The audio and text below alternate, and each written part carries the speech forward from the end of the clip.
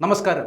നമ്മയെല്ലാം ഏറെ വേദനിപ്പിച്ച ഒരു വാർത്തയായിരുന്നു കോട്ടയം ഗാന്ധിനഗർ ഗവൺമെന്റ് നഴ്സിംഗ് കോളേജിലെ റാഗിങ്ങിൽ നടന്ന ക്രൂരത. കേസിൽ ഇപ്പോൾ 5 പ്രതികൾക്കും ജാമ്യം അനുവദിച്ചിരിക്കുകയാണ്. സീനിയർ വിദ്യാർത്ഥികളായ സാമുവൽ ജീവ, റിജുജിത്ത്, രാഹുൽ രാജ്, വിവേക് എന്നിവർക്കാണ് ഇപ്പോൾ ജാമ്യം അനുവദിച്ചിരിക്കുന്നത്. കോട്ടയം ജില്ലാ സെഷൻസ് കോടതിയാണ് പ്രതികൾക്ക് ജാമ്യം നൽകിയിരിക്കുന്നത്. പ്രതികളുടെ പ്രായം, മുൻപ് കുറ്റകൃത്യങ്ങളിൽ ഏർപ്പെട്ടിട്ടില്ല എന്നീ കാരണങ്ങൾ കണക്കിലെടുത്തുകൊണ്ടാണ് ജാമ്യം നൽകാനുള്ള തീരുമാനത്തിലേക്ക് കോടതി എത്തിയത്. കഴിഞ്ഞ 50 ദിവസത്തോളം പ്രതികൾ ജാമ്യം ലഭിക്കാതെ പോലീസ് കസ്റ്റഡിയിൽ കഴിയുകയായിരുന്നു.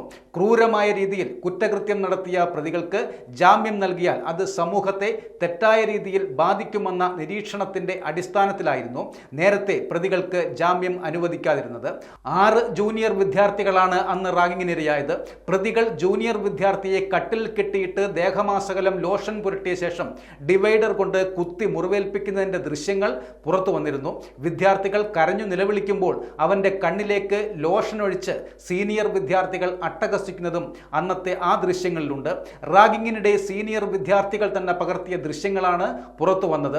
തുടർന്ന് ഫെബ്രുവരി 11 പ്രതികൾ അറസ്റ്റിലായതും. 2024 നവംബർ മുതൽ 4 മാസമാണ് ജൂനിയർ വിദ്യാർത്ഥികളെ പ്രതികൾ തുടർച്ചയായി ആക്രമിച്ചത് എന്നാണ് അന്വേഷണ സംഘം ഏറ്റുമാനൂർ കോടതിയിൽ ഹാജരാക്കിയ കുറ്റപത്രത്തിൽ പറയുന്നത്. റാഗിങ്ങിനെ കുറിച്ച് പുറത്തു പറയാതിരിക്കാൻ ഇരകളെ ഭീഷണിപ്പെടുത്തിയെന്നും ആക്രമണത്തിന്റെ ദൃശ്യങ്ങൾ ഫോണിൽ പകർത്തിയും പ്രതികൾ ആഘോഷിച്ചുവെന്നും കുറ്റപത്രത്തിൽ പറയുന്നു.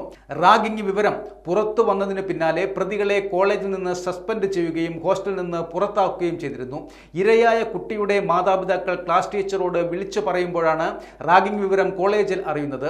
പ്രിൻസിപ്പൽ റാഗിങ്ങിനിരയായ വിദ്യാർത്ഥികളെ വിളിച്ചു വരുത്തി പീഡന വിവരങ്ങൾ എഴുതി വാങ്ങി.